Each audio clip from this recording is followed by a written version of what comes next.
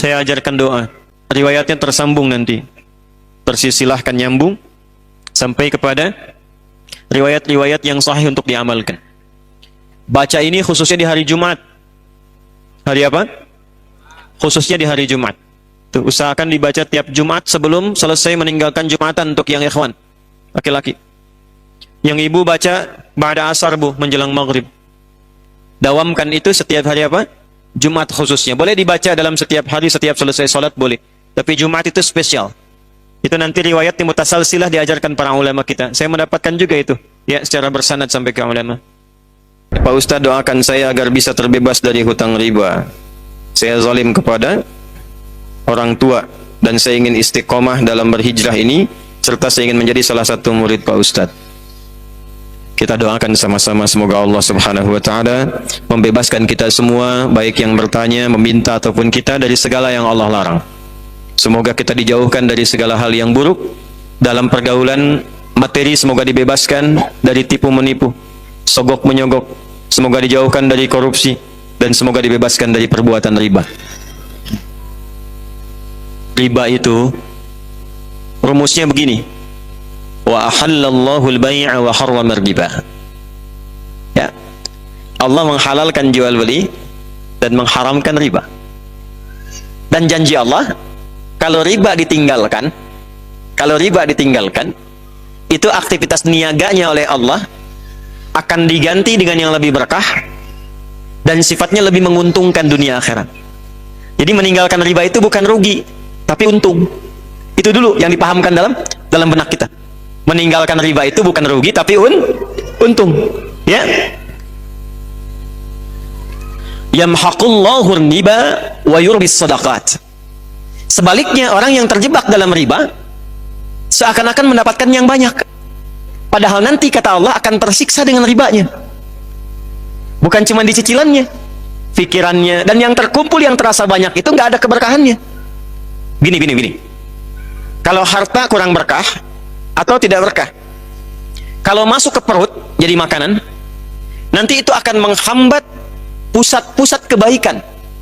Misal, azan terdengar di telinga kan? Allahu Akbar, terdengar tuh. Tapi kalau ada hal yang haram masuk, entah itu dari pencurian, korupsi, sogok menyogok atau riba, masuk ke dalam mulut, diolah, nanti akan menutup bagian fungsi pendengaran kebaikannya. Dia dengar, tapi nggak bisa merespon. Itu yang dimaksud di Quran surah 6 ayat 25, wa fi adhanihim waqra, di telinganya ada sumbatan. Jadi kalau Anda mendengar adzan tapi tidak peduli, padahal Anda mengatakan beriman, coba dicek baru berbuat maksiat apa sampai telinganya tertutup mendengar kebaikan. Anda pulang dari kantor lewat pusdai, yang ke masjid banyak, waktu sholat sudah tiba, Anda yang lewat situ tapi kok bisa nggak tertarik untuk sholat? Tanyakan, baru berbuat maksiat apa sampai matanya nggak peka pada kebaikan.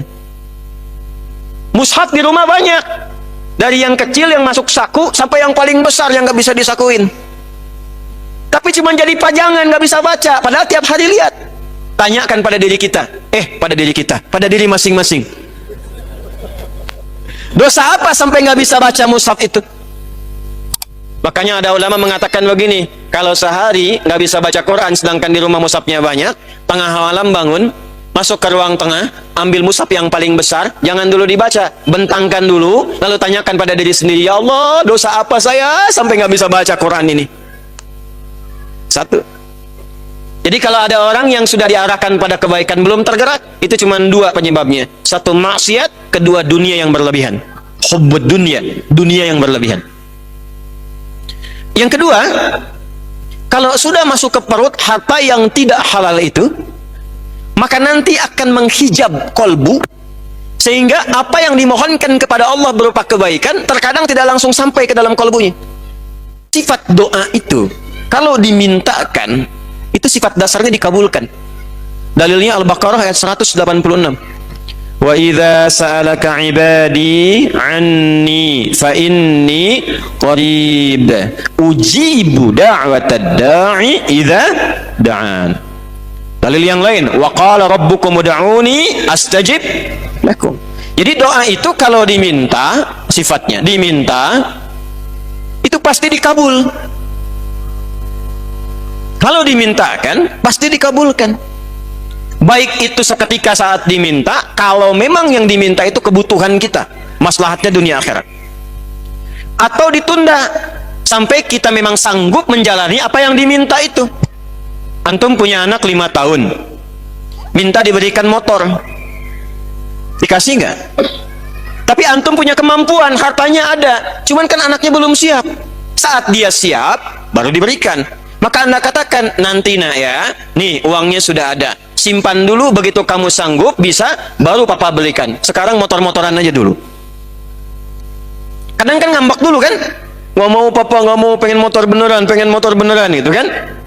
Pengen yang kayak si fulan, pengen yang kayak si fulan. Saya nggak sebut nama supaya tidak endorse, ya. Maka diberikanlah motor-motoran mereknya si fulan.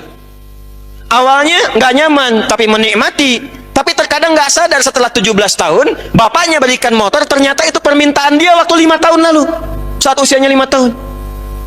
Tapi dia nggak sadar bahwa itu permintaan dia yang dulu. Kadang-kadang doa itu begitu. Anda minta sekarang, tapi Allah lihat Anda belum siap. Ya Allah, anugerahkan aku motor, ya Allah, aku sudah berusaha. Sepeda dulu aja. Kalau nanti kamu dikasih motor, kamu riya. Muncul sifat riya yang belum dilatih itu. Keliling-keliling komplek, akhi ayo ke masjid. Padahal cuma mau tunjukkan saya punya motor baru. Nggak kerasa. Ketika sudah siap, baru diberikan. Ada yang ketiga, Allah mengganti apa yang diinginkan dengan memberi apa yang dibutuhkan. Anda punya anak sakit, bawa ke dokter. Kata dokter, ini kalau makan buah nggak boleh makan apel, yang bagus jeruk. Pulang dari rumah sakit, anak Anda minta, lihat tukang buah, mama mau apel, mama mau apel. Ini aja nak, jeruk. Nggak mau apel, nggak mau apel. Ini aja deh, jeruk rasa apel. Kasih. Diberikan yang lebih baik, yang sesuai dengan kebutuhan. Doa pengen ke ITB, lulusnya ujian di Unpad. Doa pengen ke Unpad, lulus ujiannya misalnya di UI. Doa pengen ke UI, lulusnya di IAIN. Bisa terjadi. Kita tidak tahu apa yang terjadi di masa depan. Saya dulu pengen satu kampus yang A karena saya pernah ikut daurah di dalamnya sebelum lulus di pesantren. Pengennya ke Madinah, lulusnya ke Libya. Tapi ternyata di Libya itu mazhabnya mazhab Imam Malik, imam pertama, imam Darul Hijrah yang memang berlaku di Madinah. Setelah itu jalan ke Mesir, mazhabnya Syafi'i. Belajar tafsir dari Syekh Muhammad Sayyid Tantawi. Dari situ berangkat kemudian ke Mekah. Tugas haji, tenaga muslimat, mampir ke Ummul Qura, belajar, mampir ke Madinah, dapat Hambali. Pulang lagi ketemu yang Asia Selatan, Pakistan, India, Bangladesh, IPB, India, Pakistan, Bangladesh. Ya.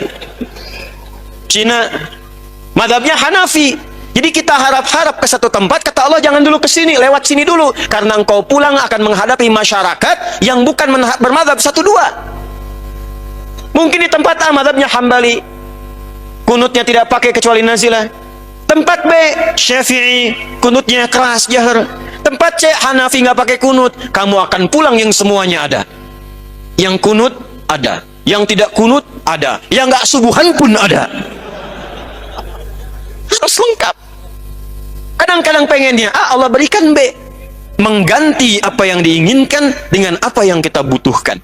Tapi ada orang yang dikasih nggak masuk, bukan nggak dikabulkan. Jadi Allah sudah kabulkan, kasih tapi mental. Kenapa? Karena cawan hatinya tertutup begini.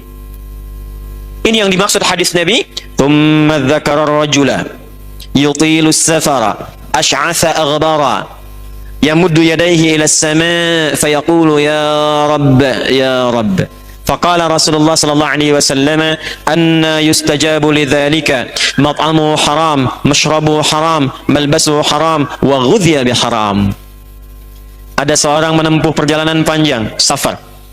Orang yang safar doanya mustajab. Orang yang safar doanya apa? Tapi syaratnya safar untuk kebaikan. Lebih bagus lagi untuk ibadah. Umrah. Bu. Ya. Saya di Sumatera, Bu, yo. Ini ya. Ibu kalau mau umrah, jangan banyak bikin status, banyak berdoa. Antum yang ikhwan juga sama. Sedang menunggu keberangkatan. Mohon doa dari semua ya. Aminkan.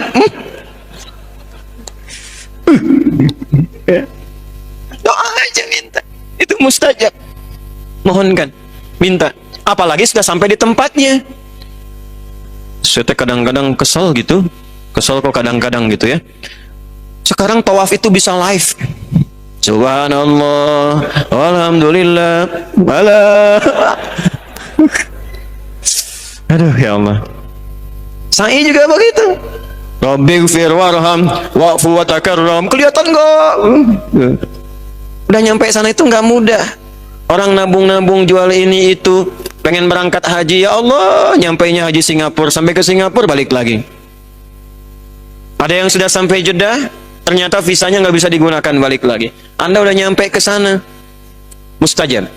Kedua, ini adabnya angkat tangan. Orang yang mengangkat tangan begini dalam berdoa, itu hadisnya, innallaha hayyun karimun. Allah itu sangat merasakan dan malu kalau ada hamba mengangkat tangannya tidak mengabulkan doanya. Cepat dikabulkan. Yang ketiga dia mengatakan, ya Rabb, ya Rabb. Sudah masuk Isya? 1 menit lagi. Ya Rabb, ya Rabb. Rumus ketiga, awali dengan al-asma'ul husna. Apa? Al-asma'ul husna. 1, safar, kalau sedang safar. Atau kalau bukan safar menuntut ilmu kayak sekarang. Mungkin cuma 5 langkah. Cuma 10 meter dari Pusdai. Tapi 10 meter ini berharga. Mungkin apa yang Anda mohonkan selama ini terkabul jarak itu. Dalilnya sahih di Ibnu Majah dari Abu Darda radhiyallahu ta'ala anhu. Man salaka tariqan yaltamisu fihi ilma sahalallahu lahu tariqan ilal jannah wa innal malaikata la tad'u ajnihataha ridwan li talibil ilmi. Setiap ada yang berangkat, malaikat itu meridai dan mengaminkan doanya. Dia menempuh tiga-tiganya orang ini. Di jalan, mengangkat tangan, dan memulai dengan asmaul husna. Tapi komen dari Nabi, kalau sudah Nabi komen, like, share, and subscribe. Apa komennya Nabi? Kata Nabi, nanti kita lanjutkan setelah menunaikan sholat Isya berjamaah. Karena sudah masuk Isya sekarang ya. Nanti kita lanjutkan kembali. Subhanakallahumma bihamdika asyhadu an la ilaha illa anta astaghfiruka wa atubu ilaik. Assalamualaikum warahmatullahi wabarakatuh. Assalamualaikum warahmatullahi wabarakatuh. Hadirin sekalian, kita telah menunaikan sholat Isya berjamaah WIB waktu Indonesia bagian Bandung. Semoga semua sholat dan doa kita diterima oleh Allah Subhanahu wa ta'ala. Kita lanjutkan. Orang-orang yang membebaskan diri dari dosa berusaha memperbaiki hidup, baik di amaliyah jasmaniyah, perbuatan yang dilahirkan dari produk jasmani, mulut berbicara, tangan bergerak, kaki melangkah, yang kadang disadari atau tidak pernah salah. Mulut seharusnya berkata baik, tapi lisannya berkata yang tidak baik. Kaki melangkah kepada yang baik, tapi melangkah kepada yang tidak baik. Itu jasmaniyah. Ada maliyah, harta, baik memperolehnya, dari mana diperoleh, kemana digunakannya. Ada yang memperolehnya baik, tapi digunakan pada tempat yang tidak baik.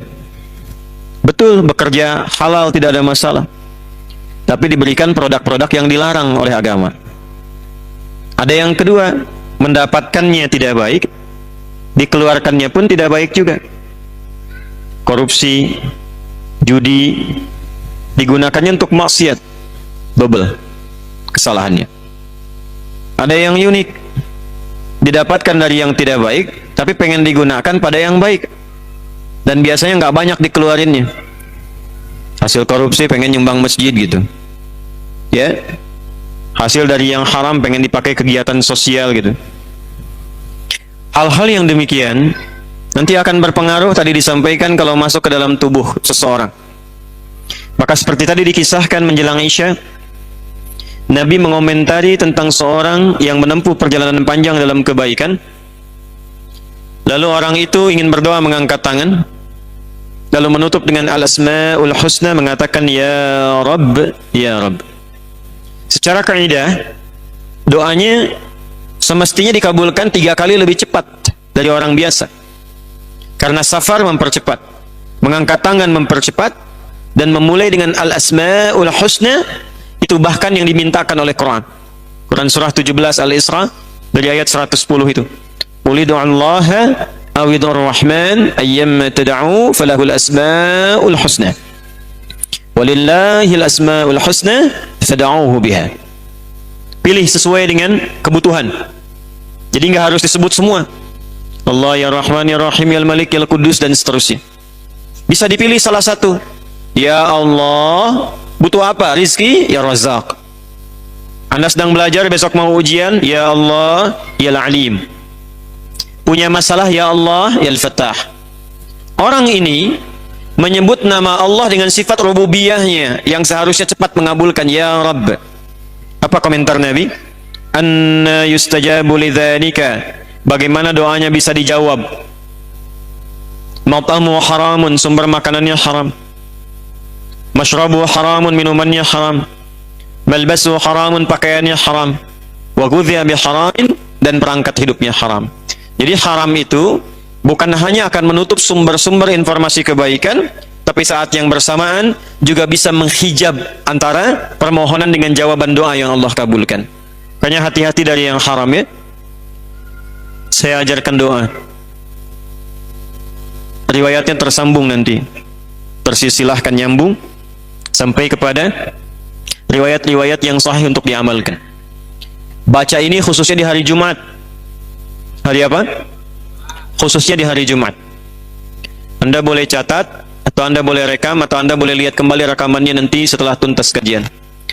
Allahumma kfina. Boleh diikuti. Allahumma kfina bihalalika an haramik wa aghnina bi ta'atika an ma'siyatik wa bi fadlika amman siwak. Cukup pendek tapi padat dalam sekali itu. Usahakan dibaca tiap Jumat sebelum selesai meninggalkan Jumatan untuk yang ikhwan laki-laki. Yang ibu baca ba'da asar bu, menjelang maghrib. Singkat itu. Allahumma kfina bihalalika an haramik. Ya Allah, mohon cukupkan hidup kami ini dengan semua yang halal dan jauhkan dari yang haram. Wa aghnina bi ta'atika an ma'siyatik. Dan mohon ya Allah perkaya kepribadian kami dengan semua jenis ketaatan kepadamu dan jauhkan dari maksiat. Wa bi fadlika amman siwak, dan berikan rizki kepada kami yang paling utama darimu, dan kami berserah kepadamu dari selainmu. Dawamkan itu setiap hari apa? Jumat khususnya. Boleh dibaca dalam setiap hari, setiap selesai sholat boleh. Tapi Jumat itu spesial. Itu nanti riwayatnya mutasalsilah diajarkan para ulama kita. Saya mendapatkan juga itu. Ya, secara bersanad sampai ke ulama. Itu jawaban yang pertama tadi, yang memakan waktu dari ba'da maghrib sampai isya.